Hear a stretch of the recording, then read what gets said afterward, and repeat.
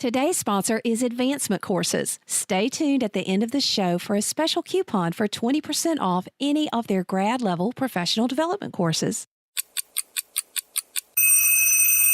Episode 324, Ditch the Clips in Kindergarten, and here's what to do instead. The 10-Minute Teacher Podcast with Vicki Davis. Every weekday, you'll learn powerful, practical ways to be a more remarkable teacher today.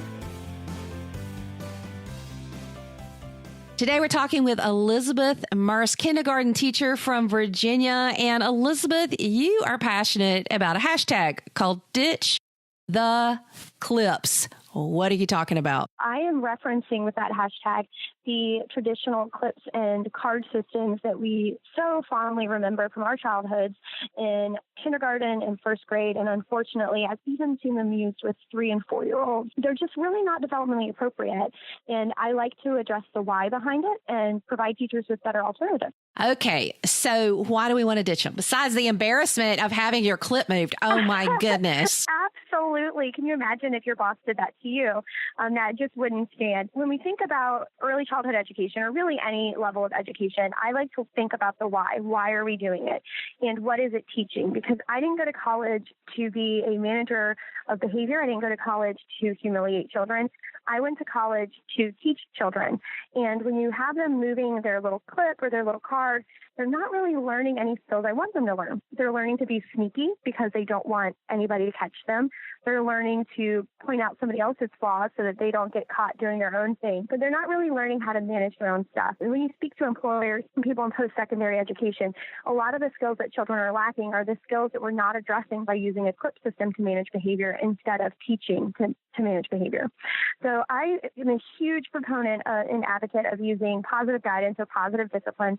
And those theories have really been around for about 100 years. They're based off a lot of the work from Adler and Dreykus. They're social psychologists. And looking at those and combining that with current brain research, I like to really look at the whole child and really scaffolding those same skills for social emotional that we would for reading. I mean, you would never think this kid didn't sound out this word correctly or segment this word correctly.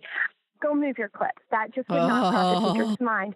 You would think, hey, this kid is struggling with segmenting or syllables. What else can I do to provide resources and practice and reinforcement for those skills? But why don't we think of that when it comes to those social emotional skills? So that's really what I advocate for.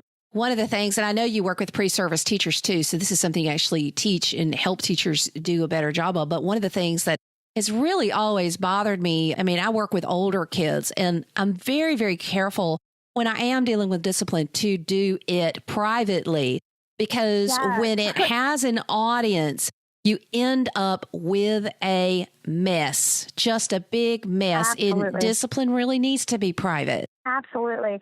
And for so many different reasons. You know, the older the child, you're really looking at that social stigma. And when they're younger, even if the child doesn't quite get that social stigma yet, with those 3s and 4s that I said I've seen those in those classrooms, they don't necessarily get the social stigma quite yet for most of them. But then you're also dealing with the publicity of it for the parent side, because if you have parent volunteers, if you're posting things on social media and that chart's in the background, then that child's data is out there. And again, that's not something you would do at their reading level. You wouldn't showcase the fact that that child has a deficit. And yet we prominently display these behavior charts in our classrooms. And the publicity of, I mean, I remember one of my children would always come home and say, so-and-so got their clip moved again today. And I'm sitting here thinking, why do they even know? It just makes me cringe. Okay. So we kind of say, okay, this is just not something that we like. There's a lot of reasons that it's not good. I know there's reasons that teachers have done it for many, many years, but let's look at other alternatives. What are those alternatives, Elizabeth? So I like to kind of break down what's happening. Seasoned kind of teachers can really kind of put their finger on what's happening. You know, you can say that that child has impulse issues. You can say that that child has emotion regulation issues. If you are a newer teacher, you might want to start documenting just so that you can kind of see where the problem areas are. And it doesn't have to be anything fancy like a full-blown ABC behavior chart, but really for the teacher talking about antecedent behavior and consequences, it can be something as simple as just tally marks so that you can really start to isolate what the problem is. And from there provide instruction. So I do things such as direct instruction with my children, talking about naming emotions, recognizing those emotions, regulating those emotions, how to calm down when you're upset, how to walk through problems. I've actually started a whole YouTube channel on this topic to kind of show how you can break things down and really target the behavior just like you would for reading intervention or a math intervention. It's not necessarily always going to be a whole group thing, but sometimes we do start our lessons that way. And then you really isolate that behavior and you provide assistance and scaffolding as necessary. Sometimes I'm standing right next to that child, feeding them the words that they need because they don't know how to apologize or how to tell that child that's been more aggressive, I don't like it when that makes me feel. And instead of using those words, oftentimes, especially our early learners, will hit or throw things or say mean words. So they really need to learn how to use their own words and to control their own emotions. And that's really taught through those instructional techniques, such as, teaching them to take breaths, to recognize their own bodies tense and take time away, things like that. With one of my children, nonverbal learning disabilities can be a real challenge. That's learning how to read body language. And, a daily behavior report card did wonders, and the clip did nothing but make it worse. But, just communicating with the parents, a lot of times that behavior happens and parents don't know. But, when we set up that daily behavior report card and it was just a private quick little how many stars for each thing, it really helped. And with digital communication nowadays, I'm a huge advocate for Seesaw. It's so much easier to drop a quick line, or if that child's done something good, send them a video message of that child being proud of their own behavior. And, hey, I started to lose control and I took some breaths and I regained control. Aren't you proud of me? How much more meaningful is that than your child was on red? It really provides more feedback for the student as well as for the parent on what was working and what wasn't working. So kind of in the same terms of if you're giving back a term paper and you just put, C on there, what does that communicate to the learner? And so you really want to make sure that feedback's as specific as possible, even with social emotional skills. So, Elizabeth, what do teachers say that works? When you teach them these different skills and how to ditch the clips, what do they come back to you and say, yes, this is what really helps improve behavior in my classroom? Amazingly, the number one thing I hear from any seminar I do, from any semester I do for a course, is always the paradigm shift. It's not any of the actual techniques. It's viewing it differently. I have found that whether it's by giving students, young learners, their learning targets, or talking to adults about their shift in paradigm, when you look at that why, that purpose behind what you're doing, you do it differently. And so the same holds true with this.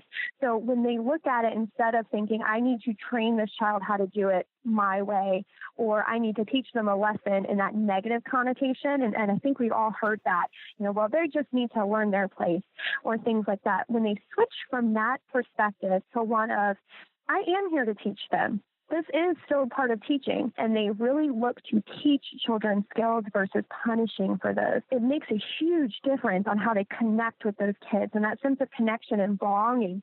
My favorite phrase is Maslow before Bloom. So that sense of connection and belonging just comes so much more naturally. And with that, the children are able to learn those social skills so much better because they have that safe place that they can try those skills out. You have to relate before you educate, and it starts at a very young age, doesn't it? Absolutely, from birth. And that's something I think a lot of, especially primary teachers, forget. Early childhood, if you look at NAEYC, the National Association for the Education of Young Children, they label early childhood from birth to age 8. So that definitely covers your kindergarten, first, and second grade. And unfortunately, a lot of our K-5 teachers forget that if they've been teaching for a long time, and they just forget that they're literally in a different developmental zone than maybe your fourth or fifth graders. So they kind of get into one mindset instead of really viewing those youngest learners, our preschool, our kinders, our first and second graders as a different animal, just like a teenager is so different than even a middle schooler. So we have to keep those stages in mind when we're educating them for academics as well. So the hashtag is Ditch the Clips, and I know that you have a lot of kindergarten teachers who really like to talk about social emotional learning and really alternatives to the clip. Are there any other places that you want to point kindergarten and early childhood educators so that they can learn alternate strategies and a different mindset? Absolutely. So, like I mentioned, I did start a YouTube channel, and I'm continuously adding more content to that as well. So more feedback from teachers is great, so I know what you guys would like. There's NACY, the National Association of the Education of Young Children, and AEYC.org. They have a wealth of information for teachers in early childhood. And even if you're a parent, it's a great place to start, so you can really look at, they wrote the book on developmentally appropriate practice. You can look at what's developmentally appropriate. Other great sources, Dr. Jane Nelson wrote a series of books on positive guidance, both for teachers and parents, and it spans different age groups. If you're more into the digital side, Janet Lansbury has a lot on responsive type education. So those are just some great places to start with real basics. But my favorite, she has my heart, Dr. Catherine Kersey out of Old Dominion University here in Norfolk, Virginia, came up with the 101s. And if you just do a quick Google search for Catherine Kersey and the 101, it's 101 practical ways to use the theory of positive discipline in your classroom or with other humans, because like we both mentioned, it's more about that relationship and that connection than anything else. So it's more of a relationship tool. So it's great to have those quick tips that you can use right in your back pocket. Well, Remarkable Teachers, we've heard a lot of things that really can apply to all of us. I think that this is a great challenge to move forward and to improve how we have positive discipline and not just move those clips, which kind of still does make me cringe. And I'm glad that there are alternatives out there. Thank you, Elizabeth.